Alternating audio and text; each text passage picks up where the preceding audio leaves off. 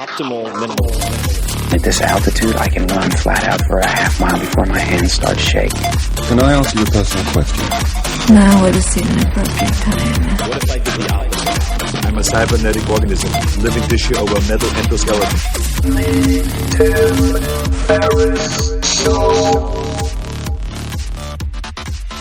This episode is brought to you by AG1, the daily foundational nutritional supplement that supports whole body health. I do get asked a lot what I would take if I could only take one supplement. And the true answer is invariably AG1. It simply covers a ton of bases. I usually drink it in the mornings and frequently take their travel packs with me on the road. So what is AG1? AG1 is a science-driven formulation of vitamins, probiotics, and whole food sourced nutrients. In a single scoop, AG1 gives you support for the brain, gut, and immune system. So take ownership of your health and try AG1 today. You will get a free 1-year supply of vitamin D and 5 free AG1 travel packs with your first subscription purchase.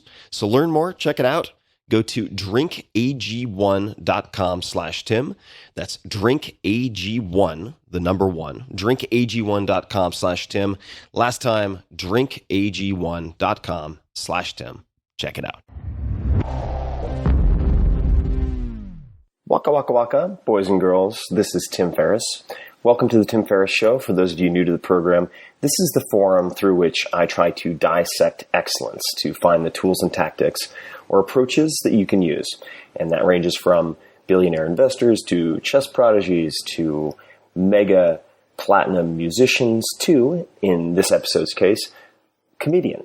A comedian, E-N-N-E-A-N, or stand-up comic, depending on the terminology that you prefer. Margaret Cho, she has an illustrious career and is a prodigious talent, and she is also a polymath. She's not only a very celebrated stand-up comic, but she's been a fashion designer, singer-songwriter. She's been in feature films, of course, and TV series, including Sex and the City and 30 Rock. She's been on Dancing with the Stars, and we don't have time to go through all of her accolades.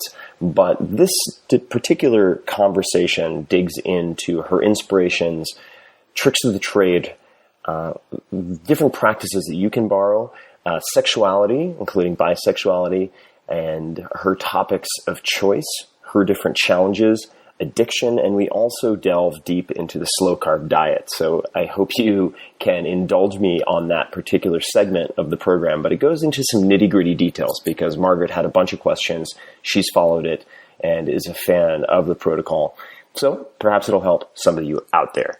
And as always, you can find the show notes at 4hourworkweek.com/podcast for links and further resources. 4hourworkweek.com/podcast.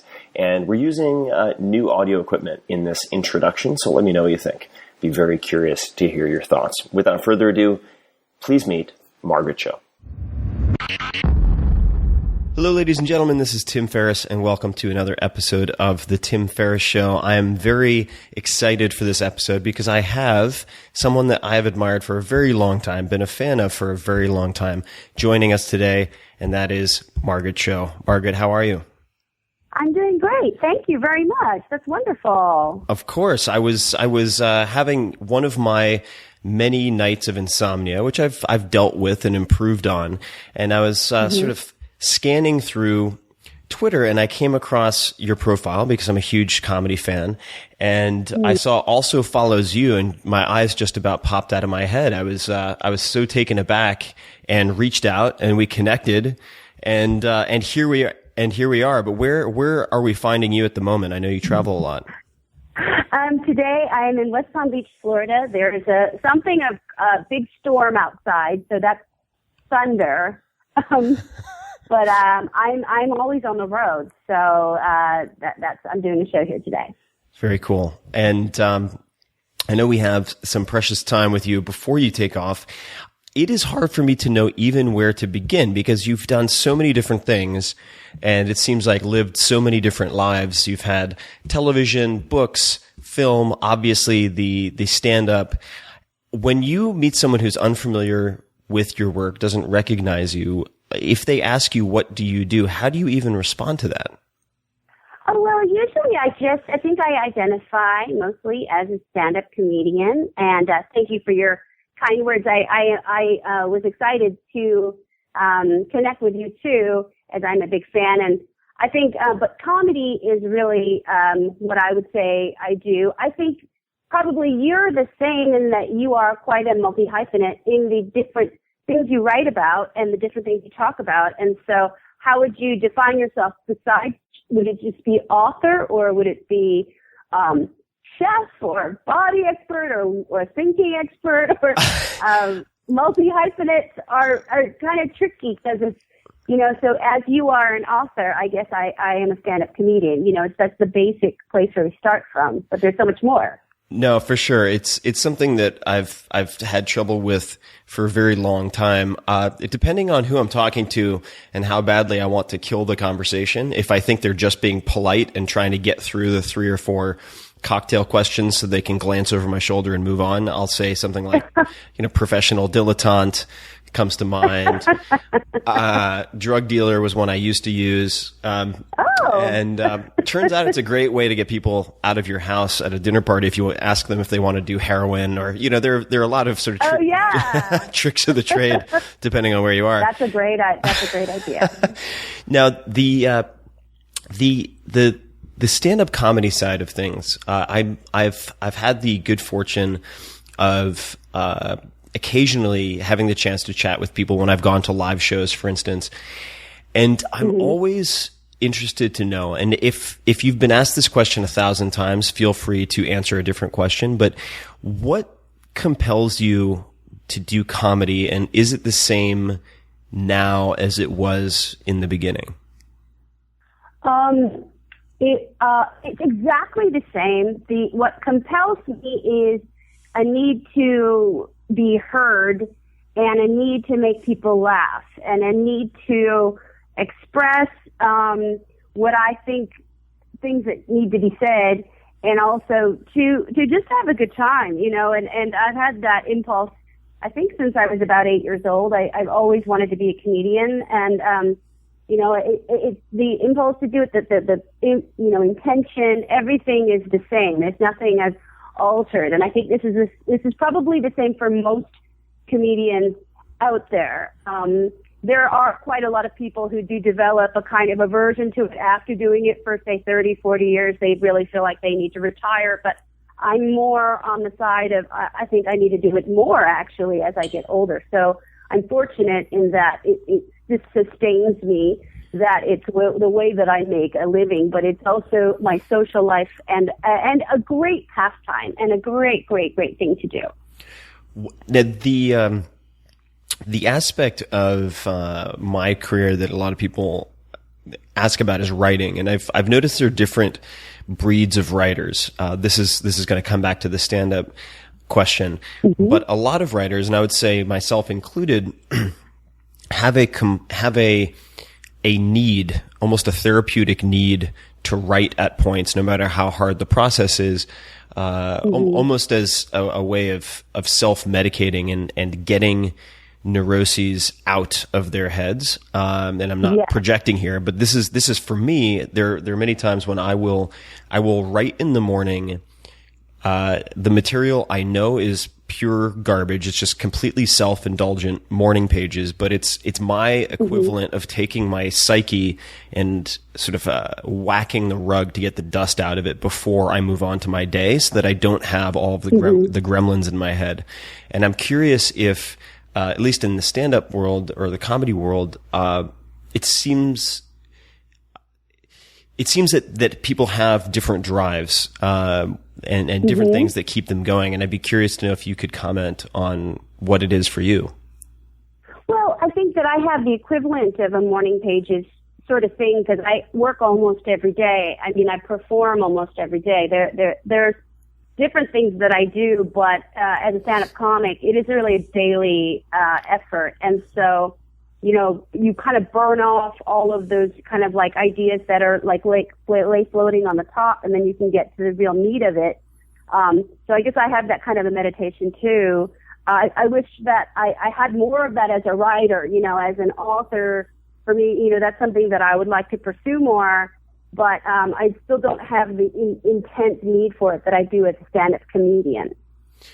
When did you do your first professional stand-up, and when did you decide that you were going to do it professionally? Well, I decided that I was going to do it professionally when I understood that I was going to become an adult, and that when at some point, that this would be my job and my identity. As soon as I understood what the job of stand-up comedy was, then I became very committed to doing it. And that's, I think, an unusual thing maybe for somebody to choose a profession at 8 years old. But I knew that it was actually more than a profession. It was really a kind of a calling. And then I really started early. I started doing professional performances at 14. Wow. I was touring by 15. I was making a pretty great living by 18. And then I was on television by 20. So it was a very, very important thing for me, and it was really destiny. Who were some of those the early inspirations and role models for you that you looked to as models, if that were the case at all in the very early days? The main model for my early years, and then of course pretty much until now, was Joan Rivers, and that's been a very difficult. Right now, a lot of comedians are feeling the loss of both her and Robin Williams, and it's a terrible time in comedy because it's like we lost the king and the queen, and now it's like who is the heir apparent, but mostly it's the sorrow and mourning. So it's pretty terrible. And what made Joan special? Obviously, she had just an incredible career in longevity and endurance. I mean, my God! But what was it that, of all of the people out there, really appealed to you about her when you were getting started? I think that she was so unafraid. She was so just her fearlessness, and she was a woman, and she was just so mighty. And, as a live comic, like the stuff that she would do in clubs and at night, like not including like the Emmy, those red carpet stuff or the Oscar stuff. She was so filthy. I mean, she was to the very end, just the most raunchy comedian you could even imagine. And she would shock us, the most unshockable people. She was incredible, and also the reason why she and I were close is that she really taught me a lot about gratitude. She had intense and immense gratitude for everything in her life, and wanted me and all these other comedians that she would foster in a way that she wanted to instill that in us, that this was a really magical thing, this gift that we were given, and that we should be really grateful for it. And that's the most valuable lesson I've ever learned from anyone. So she was really combination parent, like a mother, and whatever, like Mr. Miyagi, like Pat Morita from Karate Kid. Like she was a really she was a great mentor and a great woman. Do you have any particular ways in which you practice gratitude? Is that part of your schedule in some way, or is that just a general philosophy? So. I don't think so. I should. I mean, it would be really great to have that as a practice, to make a gratitude list or something like that. But mostly it's just an attitude every day. Like, I'm really happy in what I do. I really love what I do. It's a really great feeling to do what you love. And, for me, it's about making money, of course, but that I would still do stand-up comedy without making anything. I put just as much effort into every show, no matter how much I'm making or whatever. It's something that I always wanted, and I'm so happy that I get to do it, and I think that it's just wonderful. So I don't actually have a practice, but that might be something nice to implement later. If we're looking at your schedule or your rituals, Actually, before we even get to that, you mentioned fearlessness, and there are very few things I can imagine that would strike complete panic into my heart more than getting up on stage and doing stand-up, where you really have to, you really are not going to be given any mercy laughs by most people. I mean, you have to stand on your own merit. What are some of the, what are some instances where you have been most afraid on stage?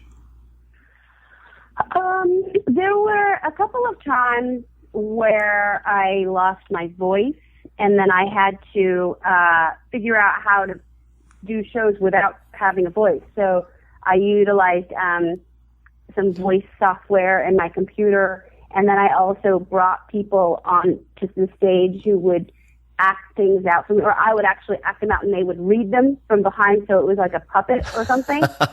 So that was helpful. But it was really terrifying to not have the capacity to deal with a heckler, which I'm very good at. It's one of my specialities. Or deal with, like, you know, kind of the immediacy of live performance. You know, it took away my spontaneity. It took away just a lot of the kind of freshness and the unpredictability of what live performance and stand-up comedy is, which to me is the greatest part of it. So that was really terrible.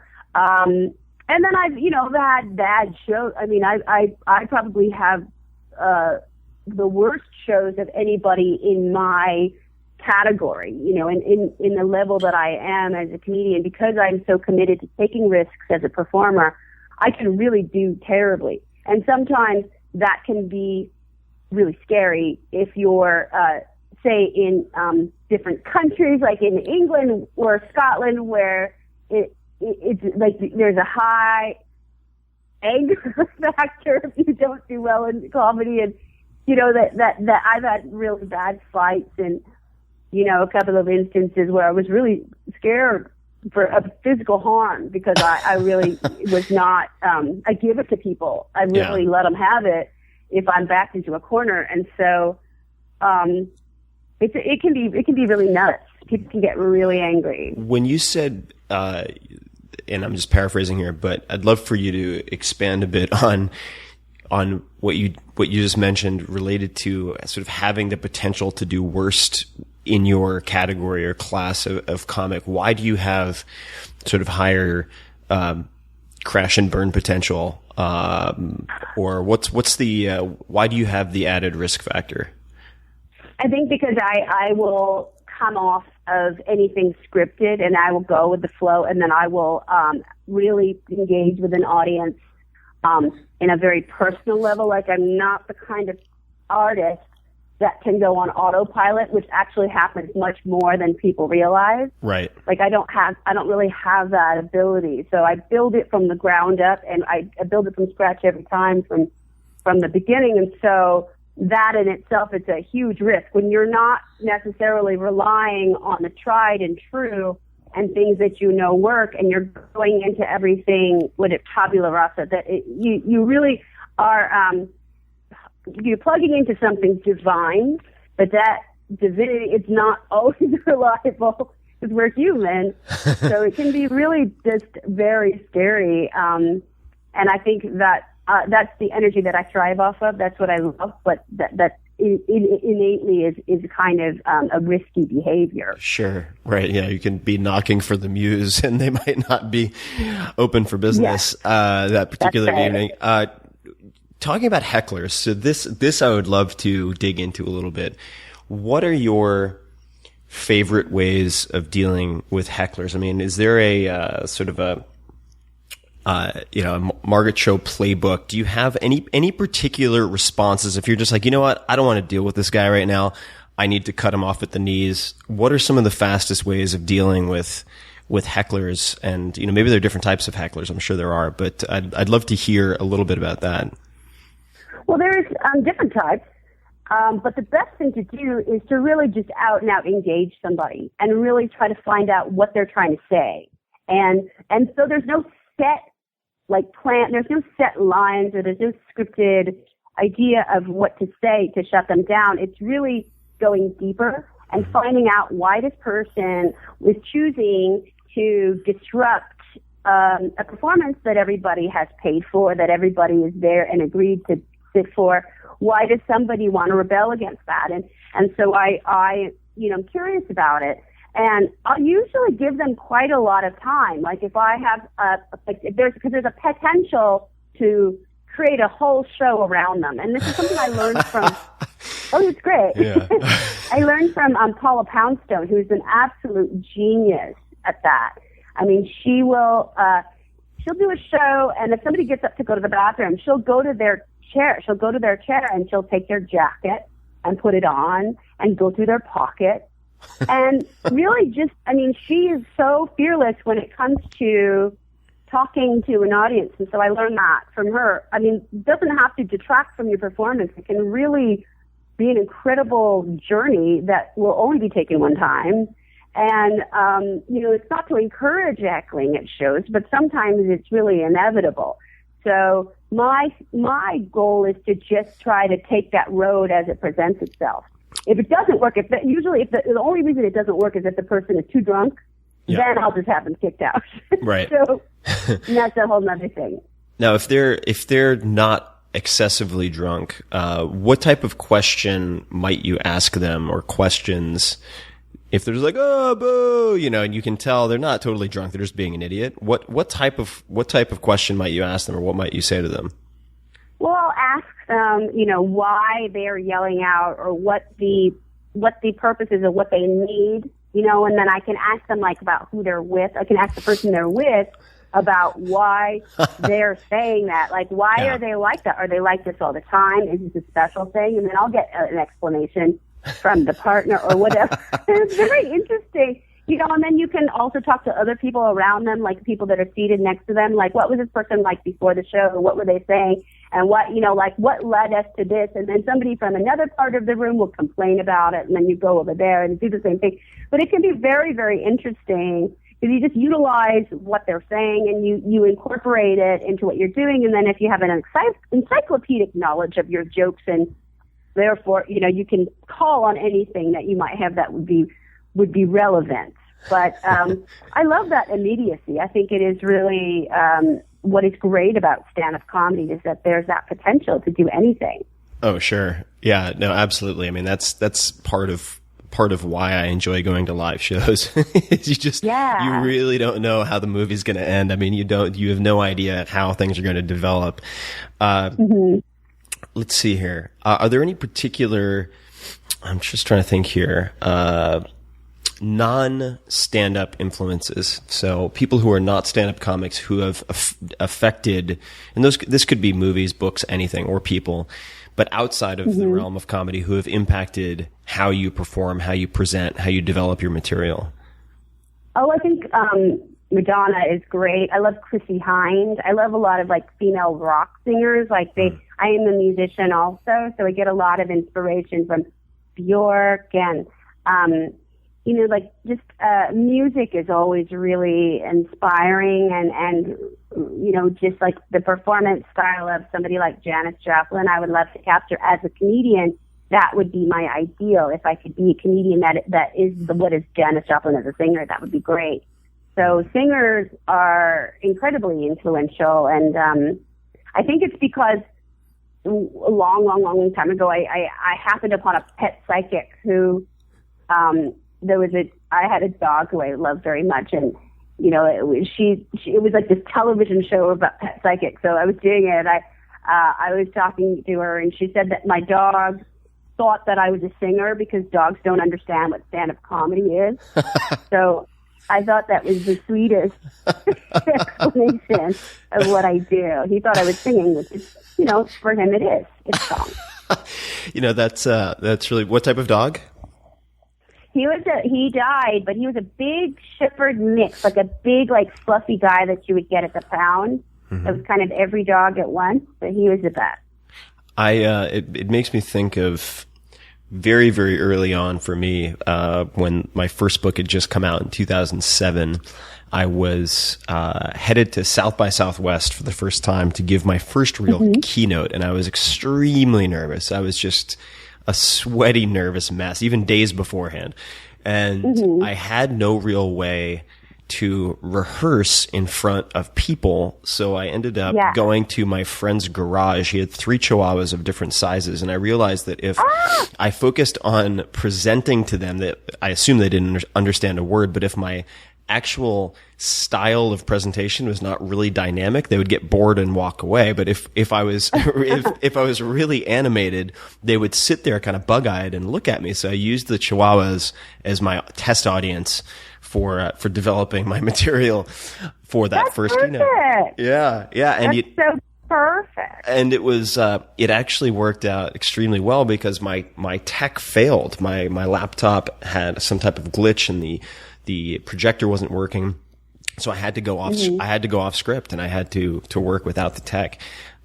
The question of fearlessness and being nervous on stage, you are not shy, at least as people know you now, about talking about race, gender, sexuality. I mean, you really cross into all sorts of different worlds that many people, I assume, would avoid because they're perceived as sensitive topics. Were you ever nervous about broaching those types of subjects early on, or have you from the very get-go?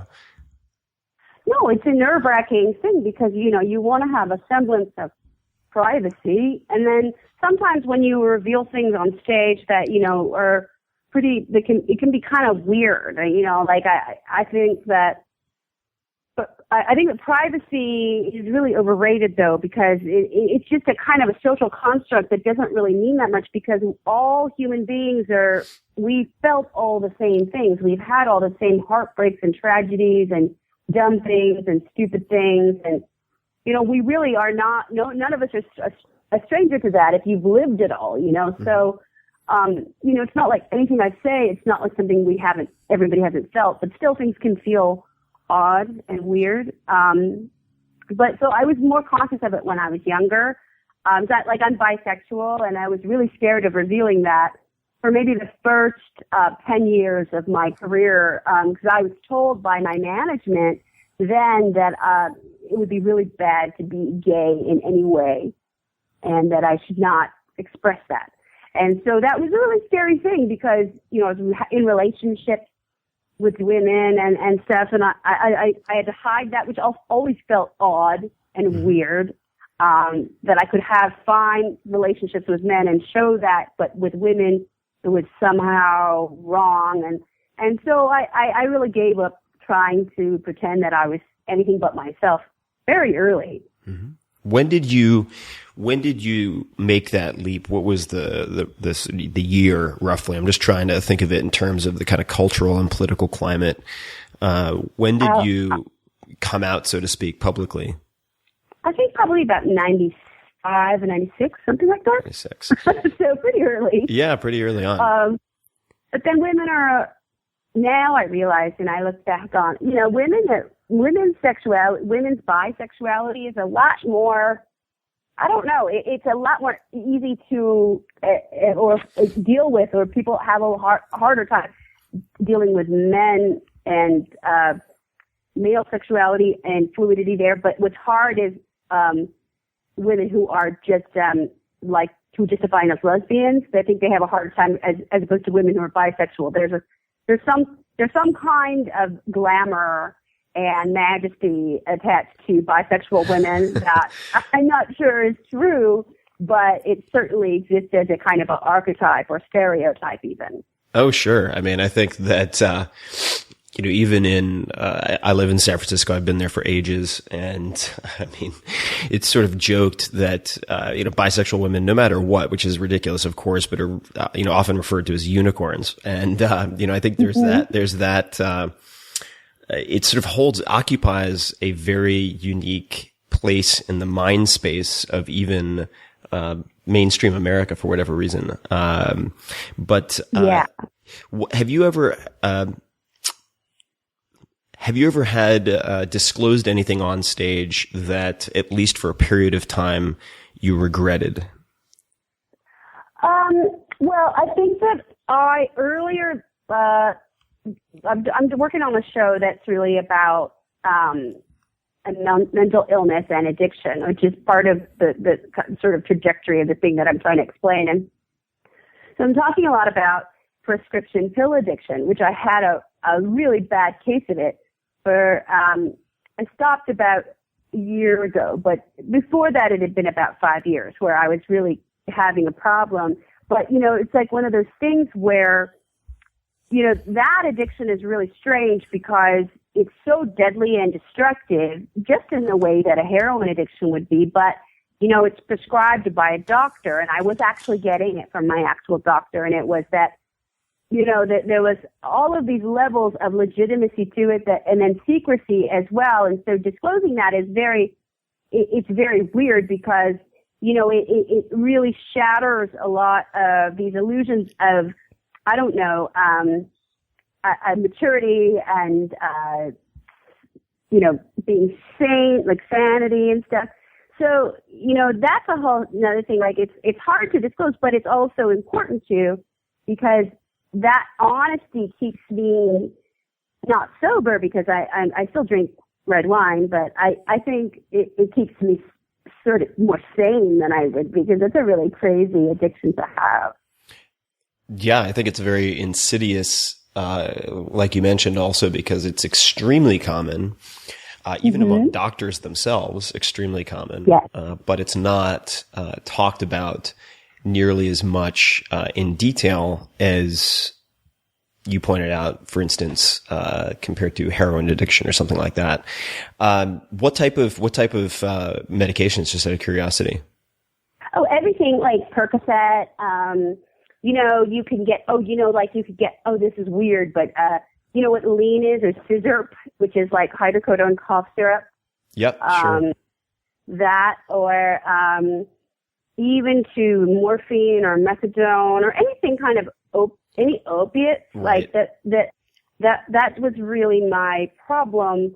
And it was really, really destructive, but at the same time, you don't exactly feel high. So it's almost a cheat. Like you're actually not really high, you're just not sick. After you get properly addicted to those drugs, they have no use at all. Right. As a kind of a high. They really only serve to keep you from being sick, right. Which is a really bad thing. Yeah, just you need it to get to baseline to not have the physical withdrawal symptoms.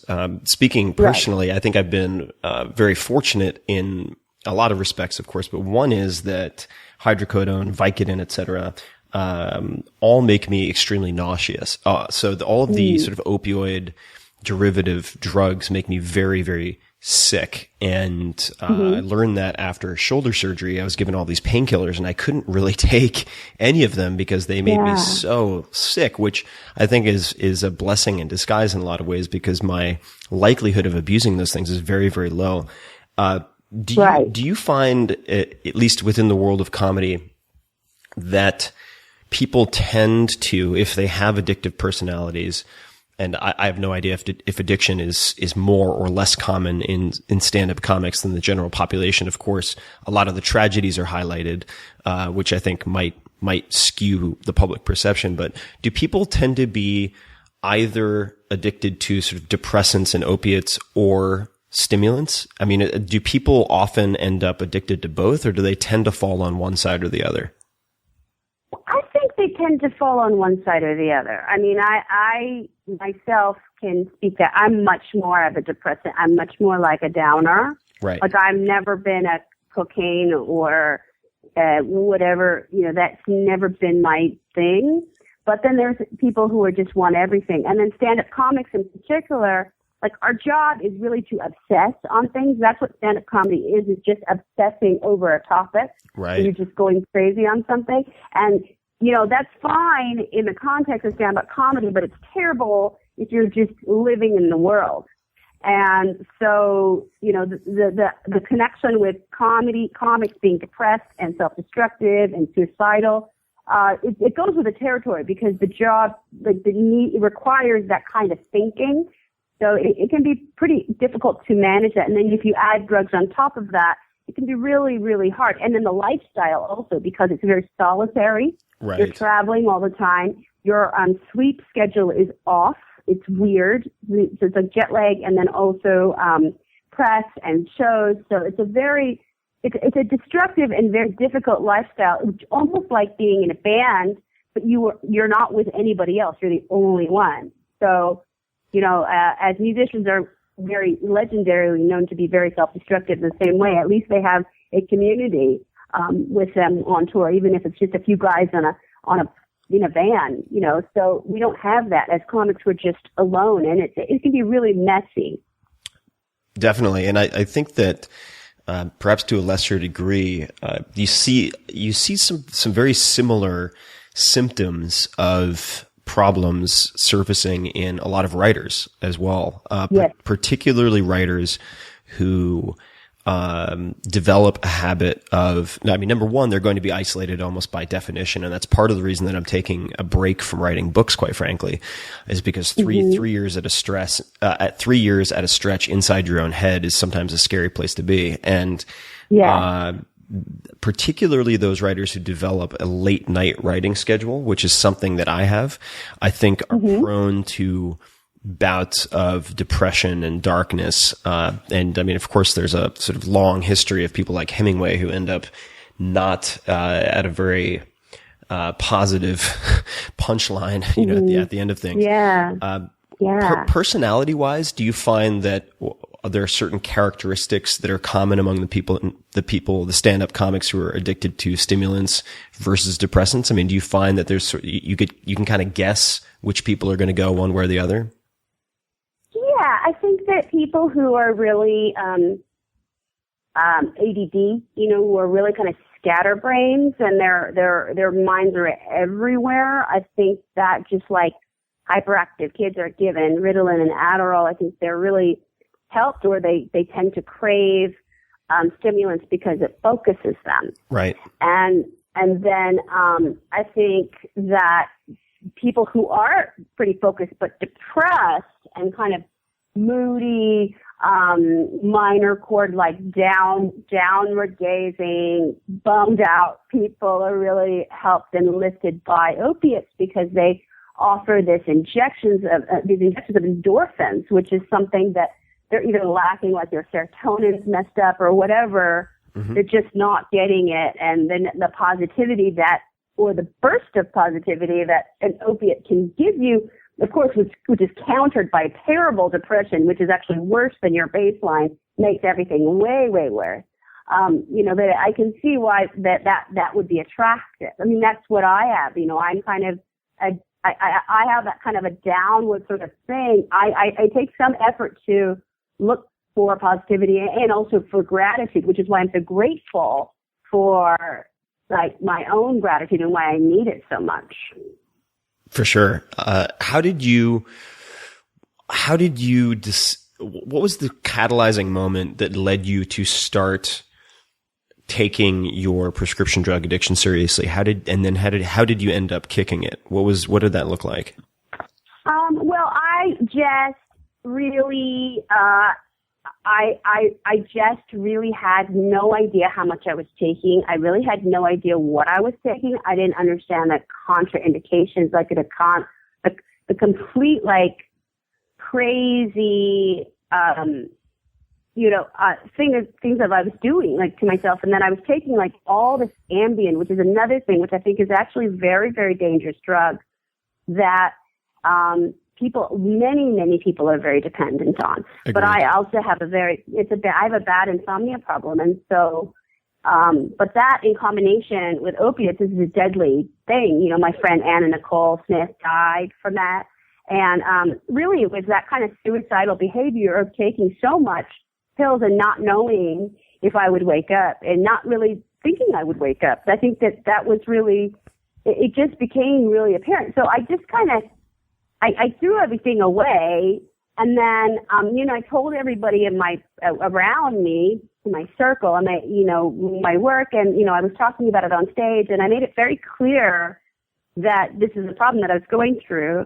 And I think just making it not a secret anymore was really what it was all about. When I wasn't having to, hide being sick or talk, if I talked about it, didn't really resolve the situation. I fortunately was able to just walk away, and I was very sick for a time because it's the natural, that's what happens when you take those drugs. But afterwards, I was much better, and I didn't have a kind of a need to go back to it, or a sense that this was going to be repeated. So, it wasn't like I went to rehab, and it wasn't like I really sought treatment, which most people should.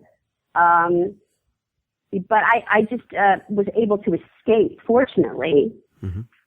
How did you, the day that you threw out all of your medication, why that day? Was there, did you scare yourself somehow? Was there a conversation? Did you look in the mirror and see something you hadn't noticed before? But why that day? I just think that there was so many patches in my memory that I didn't understand why I didn't remember, and I didn't understand. Like, I could feel the degeneration of my brain. I could really feel it. I could really sense that I don't think I'm going to get that part of my brain back. Like, I really felt an emptiness, like I cleared out, like I had deleted files that I didn't want to delete. Yikes. And that was so terrible. When you just have like a blank space when you should have something there, and evidence that things that were not going wrong, like room service I don't know that I ordered, and like weird photos on my phone that I don't know who these people are and why I have them. Right. And weird sexual situations that were like, I should not, or like, who am I talking to in this manner that I don't remember even meeting? Like, what is going on? Like, all these things at once. Right. And you go, I have to get out of this. Like, this is really a weird space, because it's almost like somebody takes over your body for you and drives it. Yeah. And that's really strange. No, I agreed. And I've seen, just speaking of Ambien, I've been on trips before with friends where I've seen them come downstairs after going to sleep, like The Walking Dead on Ambien, go crazy, doing all sorts of ridiculous things for hours, go back to their bed and have no recollection of any of it the next day. One of my two best friends growing up, about I'd say a year and a half ago, died of an accidental contraindication. He had had a lot of alcohol, never took any illicit drugs or recreational drugs, and he was complaining to a buddy of his about a headache, and his buddy gave him a very strong prescription depressant, and he took it, never woke up, and that was it. It just took one shot. So yeah, people need to take the alcohol interactions really seriously. And that's a major problem with alcohol and Ambien, and also opiates too. I mean, the whole thing wrecks your liver, but on top of that, it's a judgment that goes completely out the window. Like, you don't know what you're doing. There's something that alcohol does in that it just really messes everything up. Yeah, for sure. Well, I think it's just a very important sort of topic to explore for folks. But to switch gears a little bit, because I'm constantly impressed with just how prolific you are and have been. What does your process look like for developing material? So let's just say that you've just finished you've just finished a special, or you just finished you basically aced whatever you'd been working on for the last X period of time, and it's time for you to start over. You have that feeling. What does the process look like? How do you come up with your material? Well, usually we'll probably involve a trip to San Francisco, actually, where I just started it recently.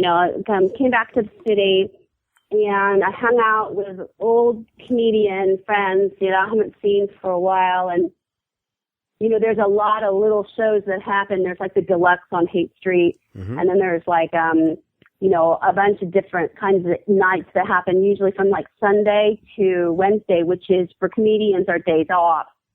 And so that's when I'll start to go to these like little kind of clubs in the city and work things out. So I'll like kind of put together just everything new, just out of notes that I have. And I'll do that, and I'll do that in different cities, and then I'll work them into my larger performances, where I will have some like level of prepared material, but then I'll also work on the new script from new thing and also improvise where I am. And it just grows, but usually it's built from a small, maybe 2 or 3 jokes, and it'll grow into an hour of comedy that would be ready. It would take about maybe a year to make it really perfect, because I would take it internationally and make sure that it is great, and then I will actually commit it to either a special or album or something like that. Now, do you take it international before you test it on the main stage in the U.S.? Do you use internationals? Yes. So that's really interesting. That's the first I've heard of that. And, a lot of folks may not realize that even companies like Nike, for instance, will do tons of testing in places like New Zealand. So smaller English speaking countries to refine the products and marketing and positioning and everything that they then bring back to the U.S., but they don't want to have their debutante ball in the major leagues. That's really interesting. Right. Yeah, it's great, because what's great about going internationally is part of the joy of performing there. The audience is just so grateful that you came, that they will give you they cut you some slack. It's a great thing, because you can actually negotiate a kind of a nice workshop with them, because they know how far away it is. They know you don't have to tour there, but they know you from whatever different thing, and they're so glad that you're there. So for me, it's a great thing, and it's not something that a lot of comedians from America do. So I, for some reason, have the ability to travel, and I get to do many countries in Europe, except the only countries I haven't done shows in are like Italy and Spain, which it just gets the market gets very different there. But every place else has been really fantastic, and Australia also. I had to cancel a New Zealand tour because it was doing like a TV show, but I definitely look forward to going back there. But international markets are really wonderful for me to work out what I want to do in the future. What makes Spain and Italy so different? I'm very curious. I think because of Catholicism, that it makes it difficult for women to talk about sex in the way that I do. Right. I'm very, very, this is a joke that I'm telling you. I don't even know if I should tell this joke, but it's just like I haven't had sex in a really long time. Not a really long time, but I was upset because Robin Williams died and Joan Rivers died, and I don't want to, and I just didn't feel like it. And, so I was out to dinner in San Francisco, not long ago, and I was with 2 gay guys, which is my way. I love gay men. These guys I love. We're at the House of Prime Rib, which is excellent. Oh, it's fantastic. Yeah, I know exactly where it is. It's good. It's really good. And we're eating, and then the sommelier is so cute. I'm talking to him, and then I thought he was so adorable, and then he was really young, too. And we left, and then my friends are like, well, they're trying to encourage me, like, you should talk to him because he really likes you. I was like, oh, he's too young, and I don't want to. And one of them went back and gave the guy my phone number. And I was like, whatever. And then so anyway, I went back to my hotel, and it was like 1 a.m, and the guy actually called me, which is like amazing. I thought it was so brave. So he came over, and it was wonderful. It was so great. It was like a therapy dog. So I don't think you can tell that joke, and it's not a joke, it's a true story, but I don't think you could tell that joke in Italy. I don't think you can tell that joke in Spain without some kind of repercussions of people getting really angry. But like, what are you doing? Like, how can you just do that? I'm a 45-year-old woman. I'm really, I have no right doing it. He was much younger than me. I really should have had sex with his father, which was not right, but it was really what I needed. So it's healing. I wonder about that. I mean, given the intensity of porn that comes out of Italy, not that I would know anything about that, but just I'm astonished that they would be so judgmental to people on the stage. But I guess there is the public facing laughing, and then there's the private porn viewing, and maybe those are 2 different mentalities. Go figure. I think there's 2 different things, and also it's also the language. to, and also I think it's hard for American comics just in general, but especially somebody that's really brash and talking about sexuality and how it isn't a shameful thing. Mm-hmm. It's a little bit much, for that. So those markets have always been a little bit hard for me.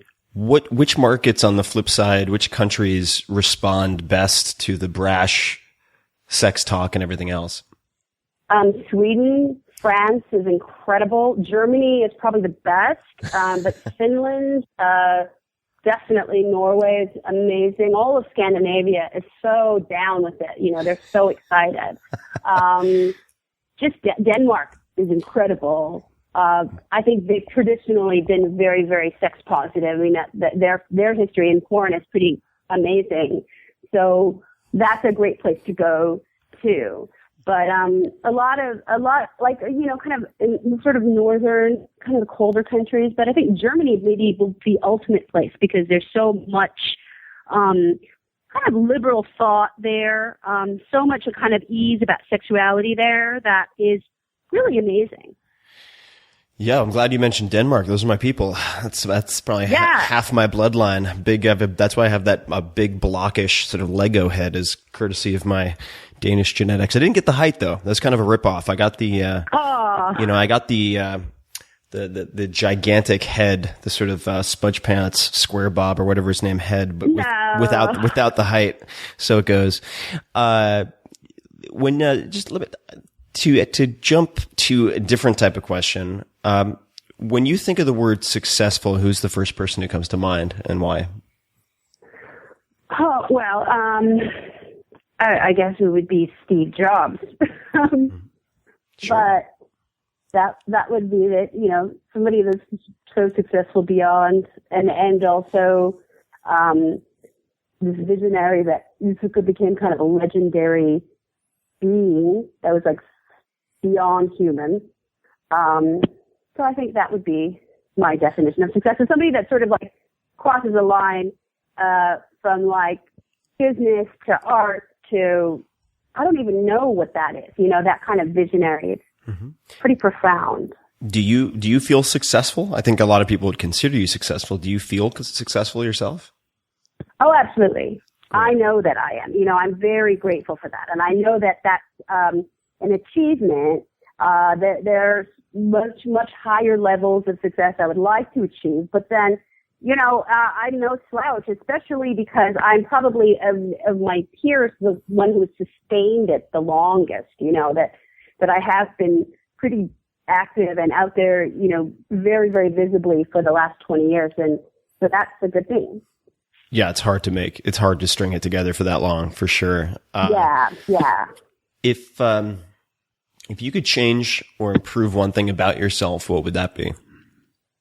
Oh, well, I would like to have a lower percentage of body fat, which is why I'm doing 4-Hour Body.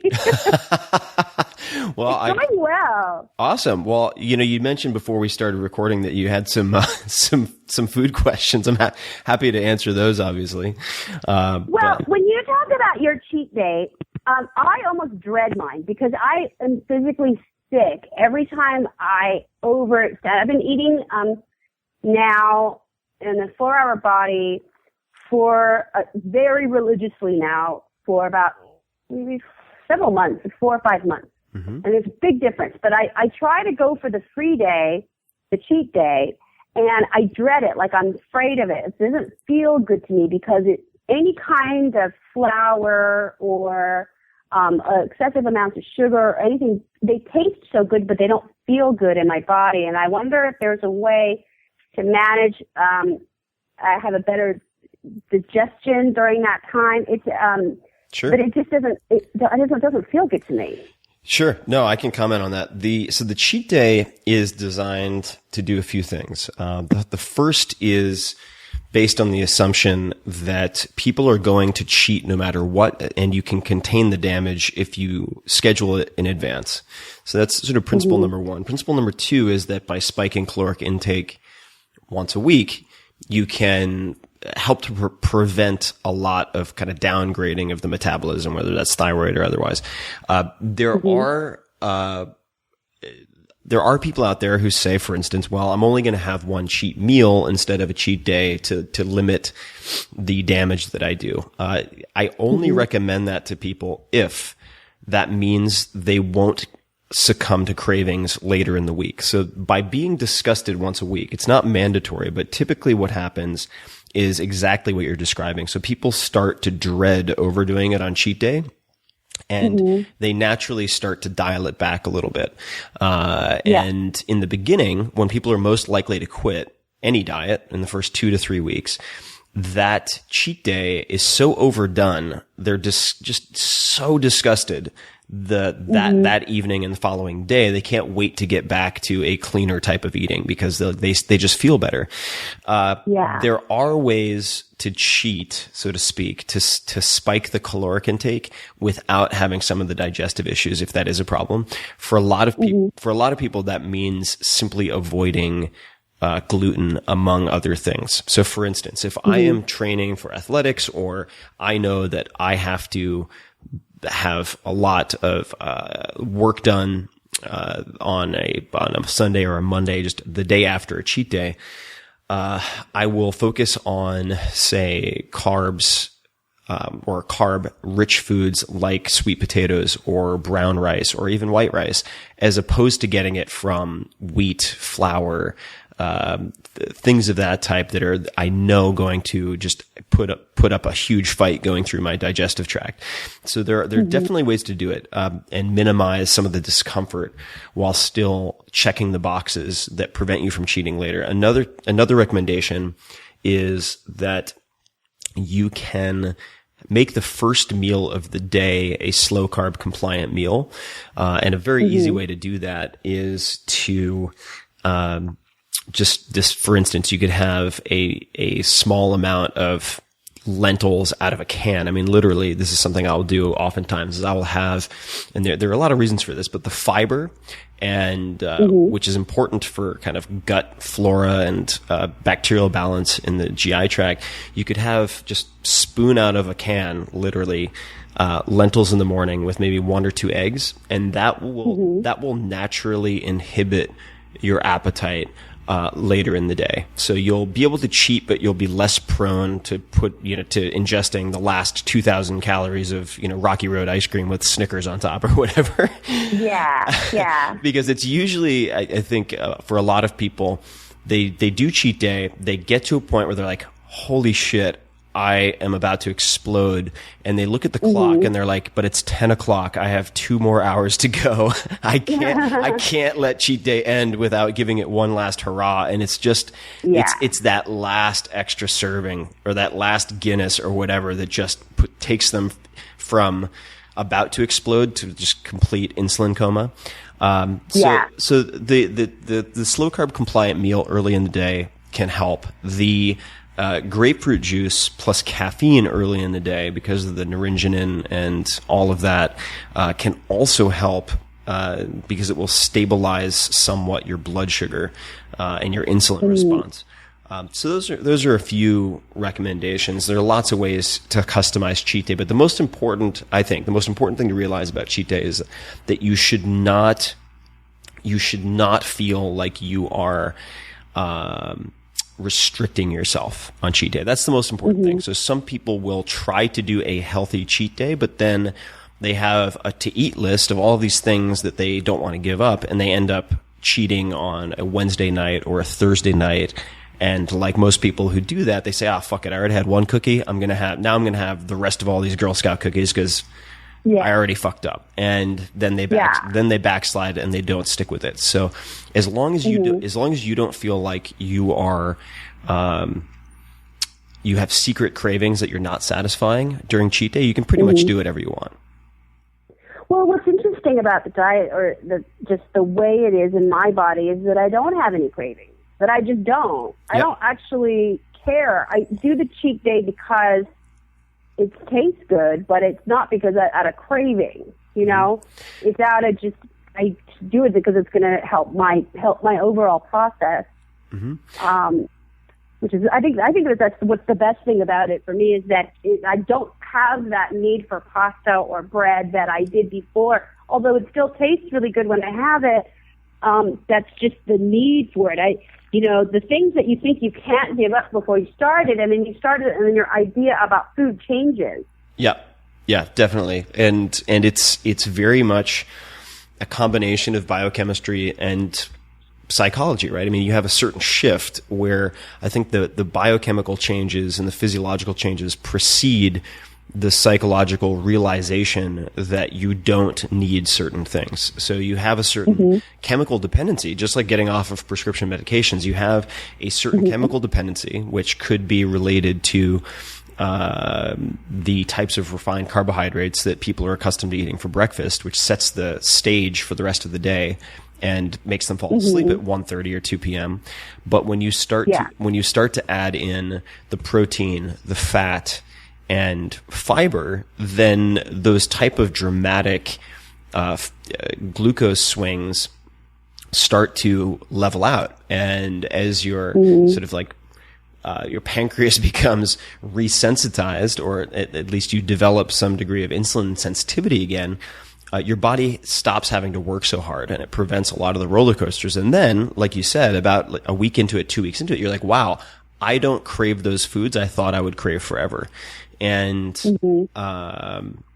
it's really fascinating. And the entire diet is really designed to have the highest compliance rate possible. And I think this is sometimes lost on, say, paleo or vegan purists who want everyone to convert to a very inconvenient diet on day one. And my point is, the good program you follow is better than the perfect program that you quit. And the slow carb diet is a great gateway drug in a positive sense for getting people to eliminate the vast amount of garbage that they consume. So right. Yeah, that's how and I think. It's very helpful. I think the strangest thing that is that I'm really not hungry. It's a really weird thing, because I was like starving all the time. And I'm like, why do I mean, obviously there's reasons why, but it's like I don't have that. I just don't, I'm never really hungry, ever. Even when I haven't eaten for several hours, it somehow sustains my system. It just burns. Yeah. And I'm not desperate for food. Yeah, it's a really cool, I think for a lot of people, a very cool realization of self-sufficiency that people do not experience hunger in the same way. It becomes a very different experience. And, part of that is you're using things like cheat day, and you're using, in some cases, supplements, but certainly not necessary at all, to change how your brain and your body produce and respond to hormones like ghrelin and all sorts of other things. And what's really cool about it, recently I did a 7-day water fast. So I went 7 days with nothing besides water, with no supplementation, no electrolytes, no anything. And because of the indirect training of the slow carb diet and effectively readying my system for that type of experience, it really wasn't terribly difficult. And I'm not recommending anyone do that without medical supervision, but the body becomes very, very resilient. And the one of the questions that I get before people start things in the 4-hour body, particularly the slow carb diet, is what do I eat for snacks? And my answer is, if you're eating enough, and you should be eating enough at your meals, you're not going to be hungry. You don't need snacks. And typically what people realize is that the snacking is a compulsive, habitual behavior. It's not because they are hungry, right? They're basically feeding their pancreas, not their stomach, if that makes sense, because their insulin response is so out of whack. And once you fix that, it's like, oh, I want to have a bowl of fill in the blank crap next to my computer because that's my habit, but I'm not actually hungry. Right. And then it puts into question, what is food for anyway? Right. Like there's a, it's a cool thing. Yeah. And my, one of the ways to modify cheat day so that it's more rewarding and less disgusting. Although I think that getting people to the, oh my God, I'm so disgusted with myself point is actually very valuable in the first few weeks. Yeah. But when you graduate from that, you're like, okay, I've covered the I'm disgusted with myself checkbox. Like I want to be more functional towards the latter third of my cheat day. You can start to set rules for yourself, such as, the food either has to be really good for me or it has to be fucking delicious. And the fucking delicious part is important because people on cheat day will often just shovel whatever shitty food is in front of them or around them right into their maw, and it gets really gross. So and I would say, in the same way that you're looking for high quality, if you choose to eat meat, and I eat meat, then you choose to try to find high quality meat, right? So if I'm in San Francisco, I'm going to look for grass-fed beef. I'm going to look for so on and so forth. Similarly, if you're cheating, you can do the same thing. And you can say, all right, I'm going to have pasta, but I want pasta made from fresh ingredients, from da-da-da-da-da. So I'm going to go to, Flour and Water, and this is just a restaurant in San Francisco, and I'm going to get pasta there. Or I want ice cream and I want high quality ice cream. I'm not just going to go to Safeway and eat 5 gallons of the cheapest crap I can find. I'm going to go to Buy Right or whatever, and it might be a little bit more expensive, but I'm going to get higher quality raw ingredients. I'm going to have cheat meals, but I'm going to have fewer preservatives and artificial sweeteners and all that shit. So there are definitely ways to make your cheat day a little more regal.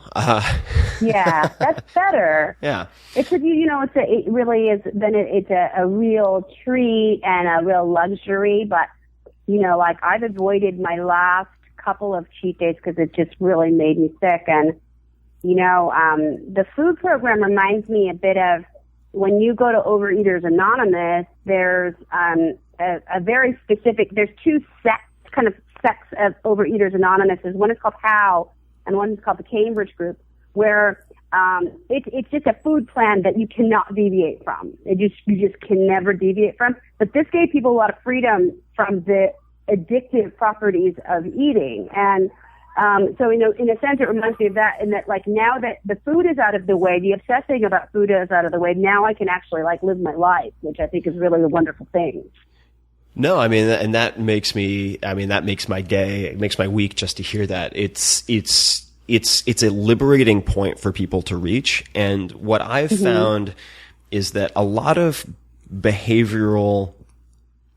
systems of behavioral change, that have existed for many decades are completely just scientifically off base. They haven't really been tested. So the idea that you can take someone who's accustomed to eating a horrible diet and put them on a strict vegetarian diet and they're going to adhere to that, it will have less than a 10% success rate. You can't start there. It's very difficult. And if you want 500 out of 1,000 people to succeed instead of 100 out of 1,000, then you provide them with sort of a graduated approach. And I think there is an incredible tactical application of excess, right? So people will say, well, everything in moderation. I'm like, actually, I don't think that humans are good at moderation. So that's why it's easier to go a month without alcohol than having 1 drink a day if you're an alcoholic. There are many examples of this, but my mom was cured of smoking at one point because her parents, and I'm not saying this is a great in general parenting approach, but they said to all the siblings, they said, oh, found out that one of you likes to smoke. Well, here's a box of cigars, and you guys can have all of the cigars, and when you're done, then you can come upstairs. And so the kid, and man, they did not touch anything for a very, very, very long time. And again, not recommending that, very old school, but psychologically, the cheat day for the first 2 or 3 weeks is achieving something very similar. Yeah, so I'm thrilled that you've been with it for a few months. Obviously, I'm always happy to answer questions. I never get tired of talking about this stuff. Unlike email autoresponders and all that stuff from the first book, which kind of bores me to tears at this point. The physiological stuff is so rewarding, and because it's it's a tangible, visible result, right? And when people go on it, I mean, you do get immediate feedback. And it's really, really awesome. And for those, this is particularly true, for certain, nationalities. And I mean, there's obviously genetic differences, but for a lot of women out there who might get discouraged early on, part of the reason for the first, say, 10 to 14 days that some women in particular do not see a dramatic weight change on the scale is because they're increasing their protein intake and they're actually losing a lot of visceral fat, number one, so organ fat, and number two, putting on muscle, which is a very positive thing in almost every case.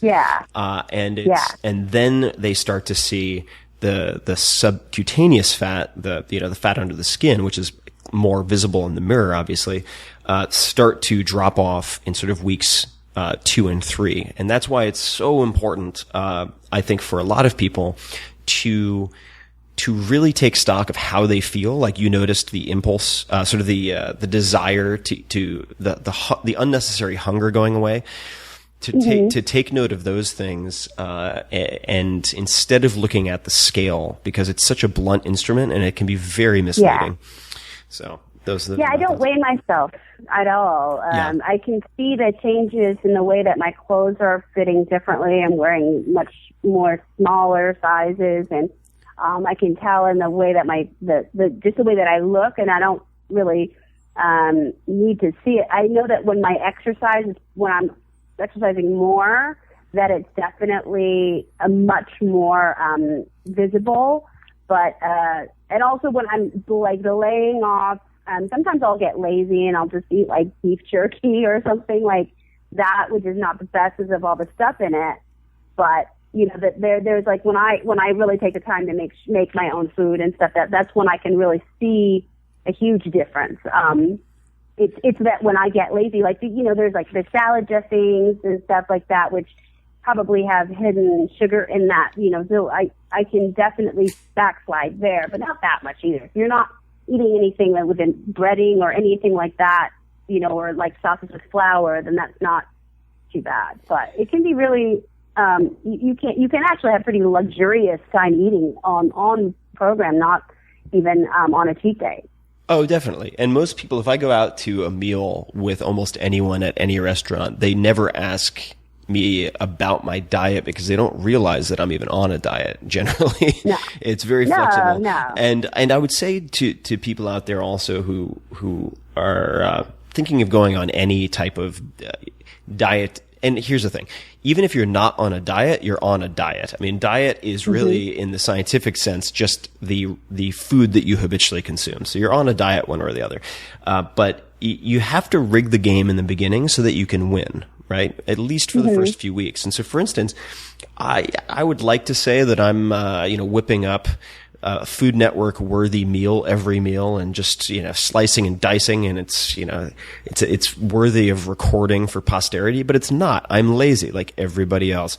And so if you were to look in my refrigerator right now, literally I have single serve guacamole and single serve black bean hummus from, I think, BJ's or one of these discount clubs. I've got some like leftover chicken wrapped up in some plastic foil and a handful of other things. And then I have a few supplements that are on hand, like glutamine and whatnot, so that I've done no cooking today and I'm not hungry.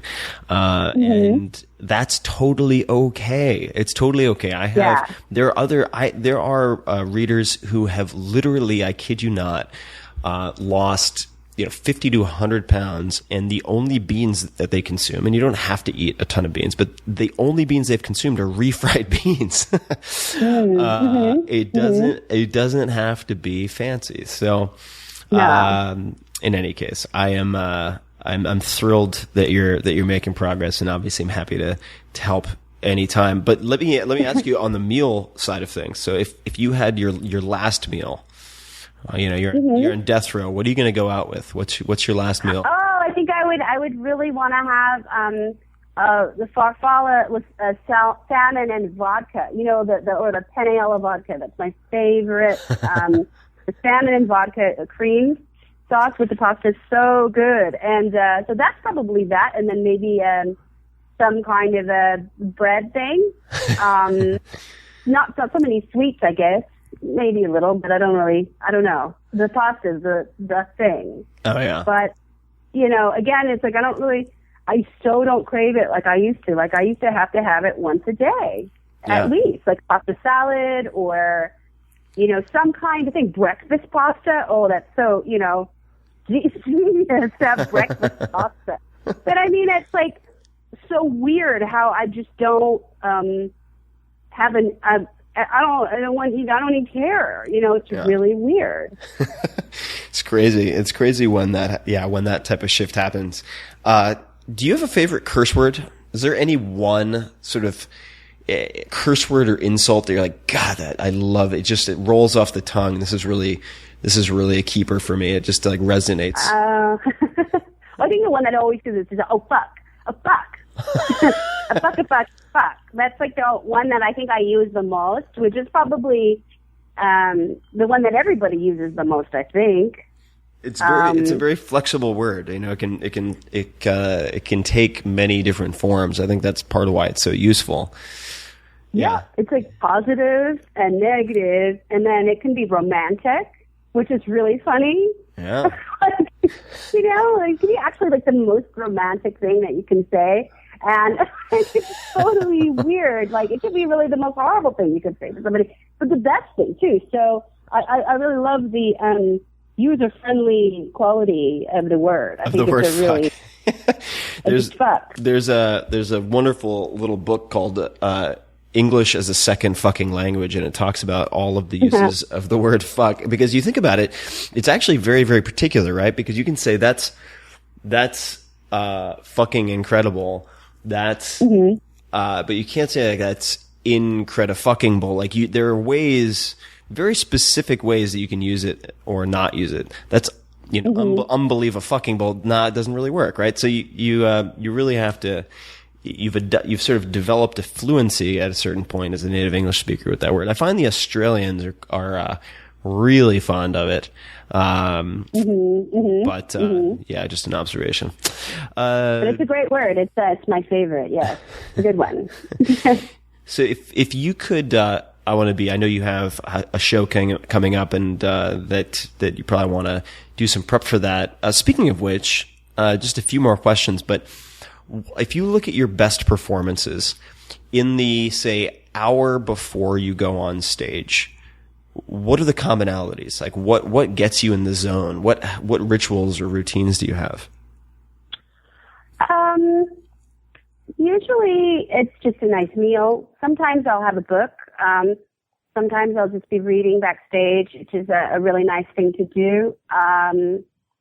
Sometimes it's very busy. You can never really predict. There's no, I have to perform so much that there's no way that I can regulate that hour before, because it's always a different situation, a different city or different social situations, different social setting. I'm coming from something else. So there's really no way to gauge, but I like to have, sometimes a bit of red wine. Any particular type of Joan loves. Any particular type of red wine?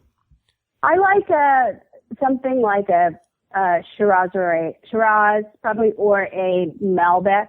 Oh yes, something good choice. Dry, not sweet, just something kind of that's very hearty but flavorful, but not like juice, like a grape juice, like very very a good nice intense wine. So that'd be nice. If you're able to read, what type of book would you choose? I love biographies, and so I'm reading right now How to Be a Movie Star, which is like all about Elizabeth Taylor. I think it's really fascinating. I love movie star biographies and the way that Hollywood was like to people like Liberace and Elizabeth Taylor, and these kinds of figures who were very flamboyant and symbolic of the time, but led pretty tortured lives too. So that to me is really interesting. So I like that kind of stuff. Is it? Do you know people who are at the operating at the higher level in Hollywood who are not tortured?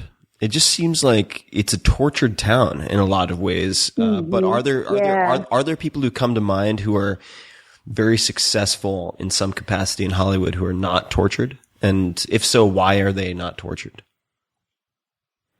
I don't know. I think that there is a high level of people who are tortured, but then there's also a lot of a lot of people who have taken measures to help themselves, like whether it's through sobriety or some kind of program or even some kind of a religion that makes things a little bit better. But I do see happiness out there. I do see a lot of joy in regards to work. But, sometimes the more brilliant somebody is, the more crazy they are too. So we don't really have a really good handle on people in real life. The most well-adjusted person, the nicest and well-adjusted and famous and successful, was probably Dave Grohl from the Foo Fighters. Huh. He is the most sunny individual I've ever met, and so generous and kind, and really one of the most fantastic artists of all time. Oh, he's incredible! Yeah, just phenomenal. What now? Do you think why do you think he is that way? Because of course, he's seen some dark things, no doubt. He's seen some very dark things. I think he allows himself to just be, and I think that part of it is also drummers tend to be very positive people, and I think it is the physical activity. I think it is that high intensity interval training that is drumming that makes them like that, No, that's a great observation. I never really thought of it that way, but that actually makes perfect sense to me. Yeah. Interesting. I need to It's very positive. Yeah, get a drum set. I need to. Well, I have some hand drums. I got to tell you, it's like the difference between a day of even 10 minutes of drumming and a day of no drumming is very, very stark. It is. I think the physical movement and using the hands for something other than pecking at a keyboard, for sure. Yeah. For sure. So on that note, I'll let you get off the phone. But where can people find more from you, learn more about you? Where can people check out what you're up to? Well, my website is margaretshow.com, and that's where all my tour dates are. I have some blog stuff up there. I have kind of everything, photos, and just kind of an overview of what I do. And then I have I'm on Twitter at Margaret Show, and I'm on Facebook at Margaret Show, and I do a bit of Instagram. It's Margaret_Show. But yeah, that's all my stuff, and I'm very active everywhere there. I really enjoy that too. So I get a lot. It's funny how it's much easier life is when you can verify people on Twitter. Yeah. Definitely. Because it's like oh yes, it really is that person. It's like you can really see them. So makes life much easier. Yeah, it certainly does. And thank you so much for making the time. Hopefully next time you're in SF, we can share a glass or two or three of wine. I would love to toast to my 4-hour body, which is, you will see me, and I think that you will be really excited because you from my photographs, from stuff that I've done, you can really tell the difference. And I haven't had a photo shoot or anything, so I look forward to that so that you can see what things have done. It's also made me feel a lot younger too, which is I appreciate. So thank you. Oh, my pleasure. Thank you for putting the words into action. I just write a bunch of stuff down on a couple of pages, but no, it really makes my entire week. And we can decide whether it's going to be a cheat meal or a standard compliant slow carb meal. But either way, would love to join you for a bite or a drink. And thank you so much for the time. So I'll let you get ready for your gig, everybody. Check out Margaret online, and I'll put a bunch of links in the show notes as well. And until next time, thank you so much for being here. Thank you so much.